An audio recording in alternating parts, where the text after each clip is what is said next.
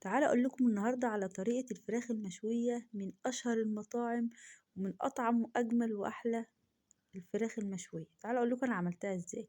بصل في الكبة مع قرن فلفل رومي مفرومين كده، وبعدين هننزل عليهم ملح وفلفل اسود بصل باودر توم باودر وبابريكا وهنقلبهم كويس، معلقتين من عصير الطماطم. وبعد كده هنجيب الفراخ بعد ما شطفناها نشرحها كويس كده من كل جنب، وبعدين هنتبل الفراخ ونسيبهم ساعتين في التتبيلة، ولو من بالليل يبقى أفضل. بعد كده هنرصهم على شبكة، وبعدين هنولع الفحم ونحط الشبكة على الفحم، وكل شوية هنقلب الشبكة من اليمين للشمال أو من الظهر لحد والوش. وبعد كده هسيبهم بقى يتشووا على فحم كده، وتكون نار هادية ما تكونش عالية علشان الفراخ ما تتحرقش معانا. يلا معلقتين سمنة في حلة على النار مع معلقة من توابل الكبسة، هنقلب التتبيلة دي كويس. وبعد كده هننزل عليها بالرز، أنا نزلت بالرز المصري اللي هو بتاعنا العادي، وبعد كده مكعب مرقة ومية مغلية وسبتهم يستووا. هنجيب بقى شوية